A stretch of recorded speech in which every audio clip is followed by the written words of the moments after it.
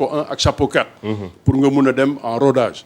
mais tout de suite deuxième journée chapeau 1 ak chapeau 2 ñooy tase mooy forcément finalu poule.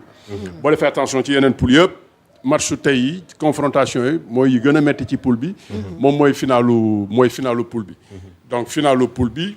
ñun bon événement yi moo tax mu nekk espèce de revanche. mais en général sax soxlawul revanche boobu pour wax importance enjeu deuxième match bi.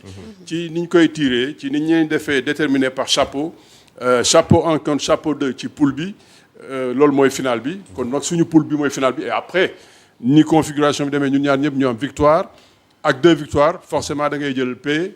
pour rester ci tableau bi nga bokk. loolu tam xaw ma ndax xool ngeen ko. Sénégal su gagné mu ngi ci tableau bi nga xam ne normalement mooy bi gën a neex a aborder. bu jëlee première. bu jëlee premier parce que su jëlee premier après da ngay jëli ji meilleur troisième. bu sori te ci tableau boobu am na nu muy demee doo rencontrer ñi nga xam ne ay adversaires yu compliqué la ñu. parce que fii par exemple yàlla tere soo juumoon tey. ba Congo gagné la jëloo premier tout de suite en huitième de finale mun nga tase ak équipe bu mel ni Algérie. et loolu jar na mun a mooy te soo jëlee premier. déjà da ngay des Tanger di nga ko miin. di nga fa jouer 3 matchs. say installation dina baax. di nga ko miin des fa. soo ko jëlee donc leneen ngay jëli ji et ci cheminement bi. ci tableau bi di nga moytu. ku mel ni Côte d'Ivoire bi ñu daaneeloon bële passé demi-finale kese la ñu mën a tase ku mel ni Maroc bi organisé. final ngeen mën a tase donc loolu c'est tellement important ak tellement am enjeu deuxième match bi. que loolu dañ ko war a sóoraale. leneen li su ñu ñëwee ci 11 de départ la sooy dem compétition da ngay wut ay certitude comme ni ma ko waxee jotuñu am ay matchs amicaux pour mun a xam. lan mooy suñu certitude lan mooy suñu 11. premier match bi nga am chance di tase ku bokk chapeau 4 normalement war nga fa mun a xool sa bopp. ñu xool suñu bopp gis benn 11 boo xam ne soo gérer hiérarchie bi. gérer nu ma koy waxee doyen yëpp. nga def benn 11 boo xam ne loolu mooy 11 bi war a nekk. 11 type bi quoi. 11 type. mu jox la une grosse satisfaction. parce que yeneen fi ngeen di dem yëpp da ngeen di seet ay benn détail nangam. on ne change pas une équipe qui gagne. Ismaël Jacobs fi ngeen bëgg attardé wu ak Pape Malick. encore une fois Ismaël moo gën a nekk défenseur Pape Malick. et encore une fois Ismaël le match qu'il fait. ci premier match bi. passeur solide.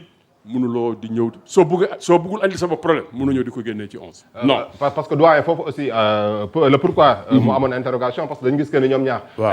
bi El Hadj Malick ñëwee. dafa amoon place titulaire. donc ñu gis bu nekkul woon xëy na li mu amoon cumul de carton amoon nañu yaakaar que ni premier match bu Sénégal moom moo doon joué. malheureusement joué wul ñu indi Ismaël Jacobs mais bu ñu comparé les deux joueurs. yaa ngi koy wax léegi dafa am kenn koo xamante ni dafa gën a mener sur le plan défensif. am koo xamante ni dafa gën a mener sur le plan offensif. mais un latéral quand même face ak équipe bu Congo tey boo doon choisir est-ce que da ngay privilégier ki nga xamante ni moo ëpp sur le plan offensif moo gën a peser wala da ngay privilégier ki nga xamante ni sur le plan défensif moo lay jox assurance. latéral c'est un défenseur. c'est un défenseur. défenseur da ngay défendre. donc ki dàq défendre mooy latéral. et leneen li lay xaw a gëlëmal. mooy Pape Malick bi ñu koy découvrir moment yooyu Ismaël Jacobs dafa nekk un peu en baisse. un peu am ay blessures ak ay tolof. mais du point de vue ancienneté du point de vue solidité. hiérarchie ak expérience. hiérarchie bi foofu mooy yoon. donc Ismaël Jacobs logiquement moo jiitu Pape Malick ci hiérarchie donc moom moo war a jouer. feneen fii vous parlez de Pape Matar li mu def ñu gis ko keroog mu favoriser ñeenti offensif. jouer da ngay defar benn double pivot bu taxaw bu solide ci récupération bi. keroog match Gana ak Pape Gueye Gana xaw na nekk homme du match. Gana oui ndax match bu sérieux match bu appliqué match bu discipliné. Pape Gueye benn moment souci d'équilibre soo amee droitier am gaucher loolu mooy avantage am. il est gaucher à côté de Gana qui est droitier et mieux il est plus sañu ma wax boxeur parce que boxeur du tout mooy gën a box to box ñeneen ñi sur le plan solidité moo gën a dëgër aussi bien Pape Matar que Lamine. Donc moom mooy ànd ak Gana. et moom soo xoolee sax ci seen i lancé ci seen progression. Pape Gueye depuis CAN bi ñu mujj def Côte d'Ivoire mu ngi leen di jiitu benn tànk. donc loolu ci hiérarchie bi foofu tam xeex na place am moom na ko foofu mooy place baaj. li ci des ci kanam il faut que suñu patron joue. c'est qui notre patron. Sadio il faut que mu jouer donc foofu tamit ci la ñuy aménager yeneen yi. jox ko fi et pour le cas de Sadio lu tax da nga wax lu am solo. parce que depuis match bi passé changement bi ñu bëri jàppoon nañ ne Sadio moo waroon génn par rapport ak choix bu ñu def ci Ismaïla Sarr wala ci benn Iliman Ndiaye. fii kan mooy directeur fii. Madame Ndiaye. Madame Ndiaye laala da nga mën a def ji reportage ba tax nga xëy benn jour rek ne non léegi Madame Ndiaye. man maa nekk directeur mais bu ñu xoolee ci en terme d'effort. en terme de capacité en terme d'efficacité en fait parce que xam nga parfois rencontre aussi dafay laaj plus d'efficacité au niveau des camps. peut-être loolu foofu moo tax nit yi waxee foofu. soxlaatuñu effort am. soxlaatuñu efficacité am. liñ ko soxla rek mooy parce que aussi expérience dafa am njëriñ. ci nga gunge xale yi benn moment. ñu ñàkk expérience benn événement ci match rek mun na tax ngeen dugg dans le doute. mun na tax ngeen jaxasoo. jusqu'à preuve du contraire tant qu'on a Sadio. pareegul il faut qu'il reste le patron guider ñeneen ñi li ma ci neex nag. mooy xam nga loolu mun na tax sax de temps en temps nga inhiber xale yi nga. je sais pas xaw ma nu ma ko mën a waxee nga vampiriser jeu ba lu ñu am rek ne ana Sadio mais tey gis ngeen ne de temps en temps Iliman day demal boppam. keroog ci match bi ngeen gis premier kii. action bi nu ñu koy occasion. attends naka la enfin benn projection rapide dinaa trouver mot bi. Nicolas est parti sans se soucier de ana Sadio. beneen bal bi Pape Gueye di jël rapidement pour andi deuxième but bi. nekkuñu fa 17 ana Sadio donc mu ngi leen di gunge. te du ci yàq. leen bàyyi ak seen liberté. donc moom su fekkee ne moom sonalul boppam. man loolu rek mooy suma problème. parce que benn moment il n'a plus le droit de se mettre la pression de surjouer di xataraay maa ngi ko dégg ci yenn interview muy wax en tant que football dama bëggoon dugal comme ni xale yi dugal non loolu dootu sorol Sadio.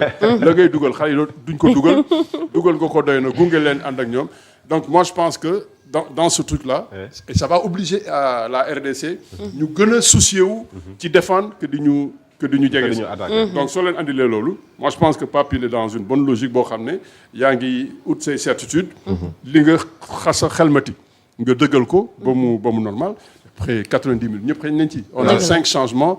et fu ñu demee ba xalaat ne sax kenn faiblir na.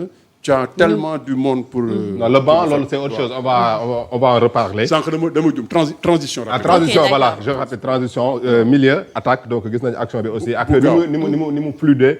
ni mu amee aussi entre les lignes. bal bi di yéeg rapidement alors doyen. dañuy taxaw ci li nga xamante ni moom mooy 11 de départ c'est bon. nga tànn 11 bi. mais boo tànnee 11 bi aussi ànd na naka la ñuy taxawee ci terrain bi. man dama am depuis fan yii yëpp maa ngi koy jëm a comprendre. mooy cette nouvelle façon de jouer au football. ñun avant bi ñu nekk xale on entendait parler de 4-4-2 on entendait parler de 4-5-1. ay système classique. voilà mais léegi dañuy gis taxawaayu joueurs yi on parle de neuf on parle de demi-neuf. on parle de excentré. c'est tellement compliqué ba duñu comprendre dañu bëggoon nga expliquer ñu loolu parce que maa ngi xool ci système de jeu bi wala schéma bi. mais dafa mel ni que ni ça ressemble beaucoup plus à un 4-2-3-1 je comprends pas quoi bu fekkee côté boobu mën nga ñu ci leeral. mais c'est effectivement ça. Oui. Il joue avec un 4-2-3-1. La défense elle est là double pivot bi Gana. Pape Gueye. double pivot mooy 2 bi. après 4 défenseurs yi. après ligne de 3. Ismaïla Iliman Sadio. et comme moom. c'est lui le patron qui choisit. lui il est dans son jardin sur son côté gauche. électron libre il est électron libre sur son côté gauche et keroog aussi su ngeen loolu maa ngi koy wax di ko seetlu su ngeen defee attention. il a été très très intelligent. régulièrement day dugg ci intérieur. libérer couloir bi pour Jackson. ba nga xam ne foofu. gars yi duñ ko xam sax fu ñu koy marqué. et comme Pape solide na ba su Jackson demee moom mun na assurer buntu kër gi foofu. donc moi je pense qu'on est très bien dans notre 4-2-3-1. Iliman Ndiaye détonateur keroog on a eu un Ismaël qui revenait de blessure qui a été moindre. le moins performant. Il n'a pas été mauvais parce qu'il a été passeur. Mais Ismaël su doolee tuuti. su doxee carrément su doxee rek waxuma la nekk un peu niveau Iliman keroog li mu def. Nicolas Jackson confirmé. mais lan ngeen bëgg. mais c'est un dispositif beaucoup plus offensif. waaw. li ñu gis ni mooy par rapport à la possession du ballon ak aussi créer ay occasion li mu teg nii. ñun li ñu am. comme je dis benn moment Sénégal fi ñu toll tey. suñu premier adversaire suñ ko naree am Sénégal lay doon.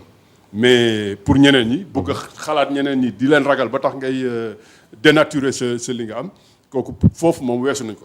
donc le gars il joue avec 4 offensifs. Il a des certitudes la solidité derrière. Malgré ça keroog suñu gentiwul sax ba mayee benn occasion ñooñu mënuñu jege.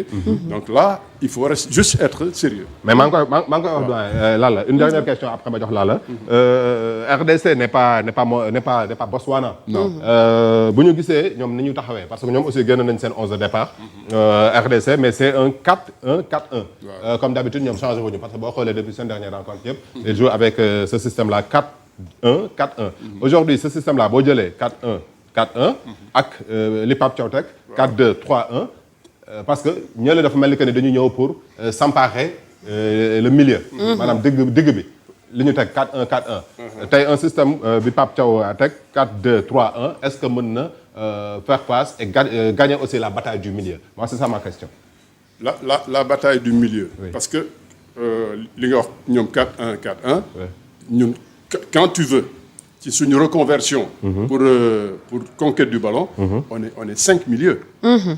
on est 5 milieux parce que quand Ismaël revient. Ismaël bonjour. Iliman dellu si. ça va la. Sadio bañ a sori. on est 5 milieux. à la perte du ballon. Okay. donc loolu pour récupérer balle bi. kenn gënuñu densité ci milieu terrain bi. pour offenser on est rapidement 4 devant. et mieux 4 devant. maa ngi wax Pape Gueye day fekkee ji. mais keroog Gana moo gën a nekk même transition rapide bi Nicolas di dem à 100 à l'heure. Oui. bi mu dóoree bal mu dal ci góol bi. c'est Gana qui est arrivé tout de suite ci biir 6 mètres yi. donc ça veut dire que même moom à son âge xam na nu muy gérer ay effort am ba mun na bokk si Pape day bokk si tout le temps. donc moi je pense que daal dañuy gën a roder suñu système. Respecter l'adversaire certes. mais ñun suñu objectif mooy gën a roder suñu système. teel a def différence. gëm ne nag am nañ loo xam ne plus ñuy avancer plus mën nañu dem et comme je dis. sortie de banc bi c'est très très très important. Congolais yi tey loo mënti wax ñoom ñooy war a défendre pour déglu ñu donc moi je pense que y a pas de crainte quoi amul ragal ah. non normalement non bon soo bëggee ragal heure bi moom autant nga bàyyi tournoi bi te ñibbi si. effectivement alors donc kooku mooy doyen Assane Sène moom la ñu àndandoo donc pour analyser le 11 de départ de l'équipe du Sénégal on rappelle l'enjeu c'est non seulement la première place du groupe D mais une qualification au 8e de finale Maroc 2025 soxna Lalla donc beaucoup de questions yoo xamante ni war nañ ko wax parce que ñaari équipe yi